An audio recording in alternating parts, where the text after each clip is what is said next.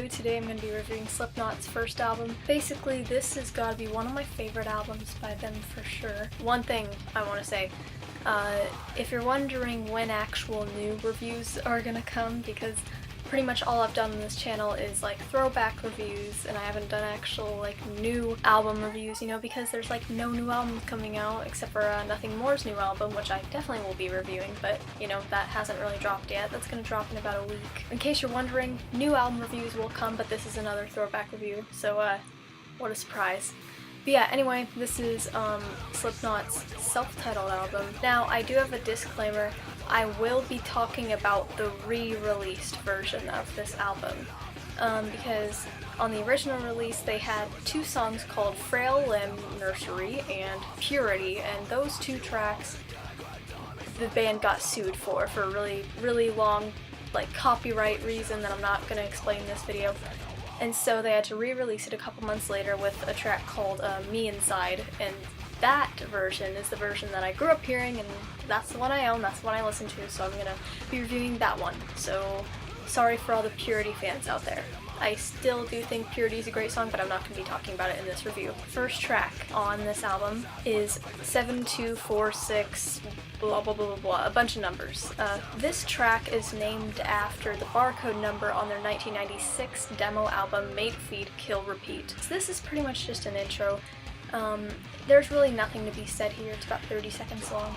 And really, it's a bunch of industrial, creepy, electronic kind of sounds, and there is like a recording of someone saying, the whole thing I think is sick, and what that's from is a Charles Manson documentary, and they sampled it from there for some reason and put it in here. And then it dives right into track 2, which is Sick. This track is like amazing to open this album up. Like, you couldn't have picked a better opening track, because Sick is a very energetic, fast-paced song. It's quite the anthem for a lot of Slipknot fans. It's a track that doesn't really have a chorus, and it doesn't have much melody. Honestly, it has almost no melody in it, but it's quite catchy for having almost no melody. It just really captures Slipknot's like really heavy early sound that just never let up. Track 3 is Eyeless. This track, arguably the best on the record, personally is my favorite. So yeah, and definitely one of my favorites by them in general. It begins with a sample. I think it's called the Amen Break sample or the Amen Break sample. I don't know how it's pronounced. But it's a drum sample that was used in a lot of TV shows and lots of other music, you know. And it starts out with that, and it flows really nicely into another really heavy track. This one has more of melody though. The line, "You can't see California without Marlon Brando's eyes," may seem kind of weird and out of place, like when you first listen to it, but the story behind that, apparently the band was in New York for like their, I don't know, when they were getting signed, I think it was, and there was a schizophrenic homeless man, and he kept repeating this phrase over and over, so they just used it in the song, because this song is basically written about Corey Taylor's father, and he had never met him at the time, and so that's why there are lines in this song like, I am my father's son, because he's a phantom of mystery and that leaves me nothing. It just has so much depth to it, and it's just so amazing in every way possible, you know. And I absolutely love the refrain at the end of the song. Just Corey screams in here are just off the wall, just crazy. Track 4 is Wait and Bleed. This was a really successful single for the band. It's gotta be the most melodic song on the album, and generally kind of the softest on here. It's got a really catchy hook and a very nice mix of clean and unclean vocals. The chorus is completely clean, which was something a little weird for Slipknot back then. It's one of the first songs I heard by this band. Honestly, the drums are the driving force in this whole song. It carries the song really nicely, because if you know anything about Slipknot, you know they have a drummer and 2 other percussion players, so the percussion section of this band is just like super full and dense sounding. It definitely shows here. It's a very short track, barely over 2 minutes long, but it gets the job done, and it serves its role very well to be that really melodic single song. Track 5 is Surfacing. Loudwire ended up naming it like the song that sums up Slipknot's sound the most, which I really disagree with. This has got to be one of my least favorite songs they've ever done. I have to say, which is weird because I do really like this album, but I never listen to Servicing. Crap, I really never do. This song has a really unmistakable, very recognizable guitar riff that it's really high-pitched and shrill. I just can't with it. I just do not like that for the most part. It reminds me of what freaking Demon Hunter tried to do with Shallow Water, and it lasts far too long in the song. It does have a really good bridge, I will give it that. And lyrically, it's like really rebellious. It's really like angsty. It's just like filled with F-bombs and lines about "don't ever judge me." Pretty predictable lyrics. It's another reason why I don't care for this one. Track 6 is Spit It Out. This was another pretty successful single, and for really, really good reason. This is just made to be a single, and it's a lot heavier than Wait and Bleed, but it's not one of the heaviest on here. And it really showcases Slipknot's ability to pair a nice melody evenly with unclean vocals. The verses are rapped and they're screamed. This track kind of like sounds new metal a lot, because it's really hip-hop influenced, you know? Corey Taylor can really rap, like really well in this track. I don't think it's one of their best lyrically, but musically the percussion and sampling, and guitars and the bass all blend together and they're mixed really well. This song is also one of the most fun to see live, I'm gonna guess. You know, I haven't gone to see them live. It's a really energetic song, it's awesome. Track 7 is Tattered and Torn. This song is really one that had to grow on me because it's such an acquired taste. There's a really, really creepy synth riff lacing the short song and gut-wrenching screams in the background. There's these quiet spoken vocals in the verse. I don't really listen to this one much. I don't skip it quite as much as I do Surfacing, but it's gotta be one of my least favorites. It's just not for me. I don't like the background screams in the verse. The enunciating is so bad, it literally doesn't even sound like they're saying tattered and torn at all. There's like synths and really crazy laughing in this track. It's really crazy. It's just a crazy track. It picks up near the end of the song and I do like that part of the song. Track 8 is Me Inside. I honestly didn't realize until kind of recently how incredible this song is.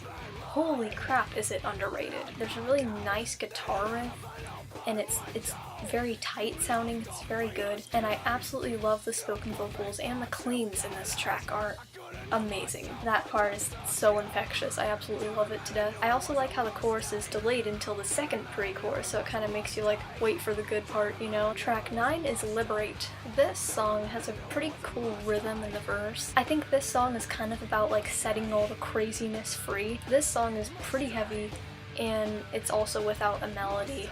And this verse is kind of spoken word. It's not really rapped though. It's not rap like spit it out, you know? It's more just like expressive, just like ranting almost. It's kind of interesting. The guitars are the main highlight of this track for sure. Track 10 is Prosthetics. This is one of the first songs I actually heard by them. I was mesmerized by the intro once I first listened. I was like, oh my gosh, what is this? This sounds so weird and different, like nothing I've heard before. And this long intro really showcases all 9 band members, and they all come into the song at different times, which I thought was a great idea to do. The percussion definitely defines this song, and I love listening to every single second of this dark intro. It's really good. I never even skip past it. I just love how it builds up.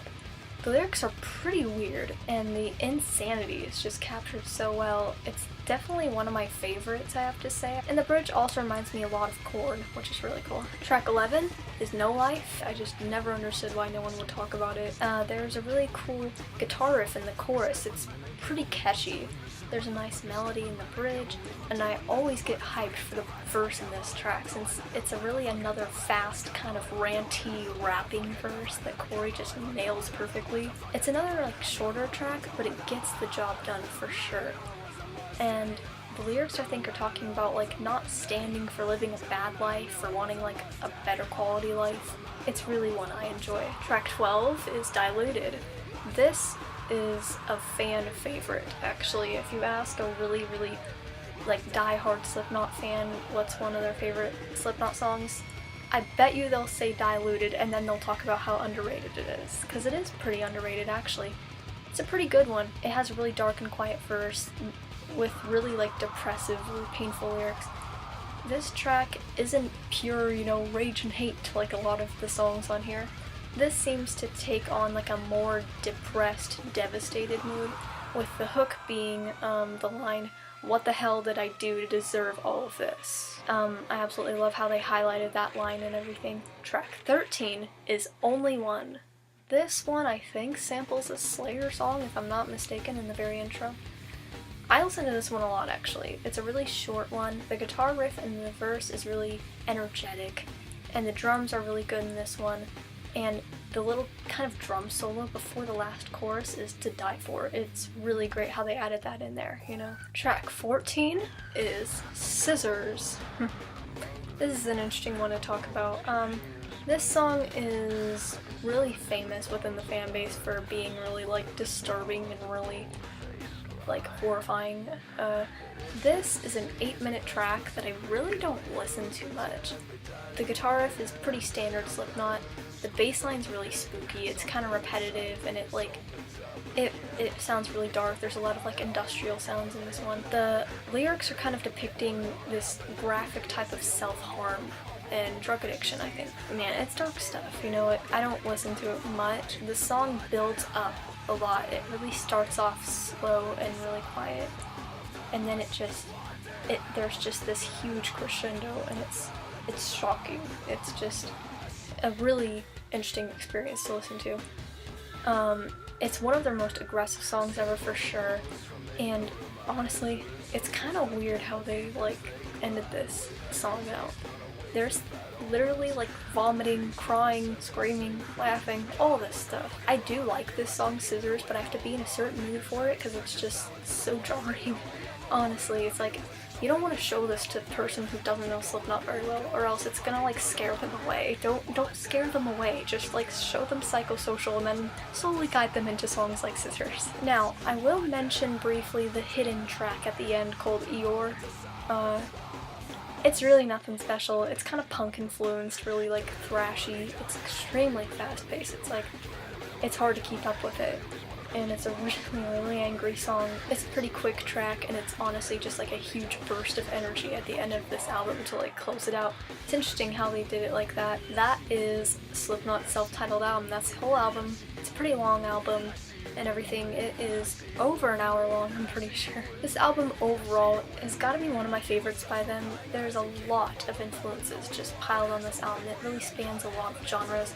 People typically call it nu metal. Either way, whatever the genre of this album is, it's a great album, and honestly this album is just like so visceral and relentless in like every way possible. Anyway, that was my review for Slipknot's self-titled album.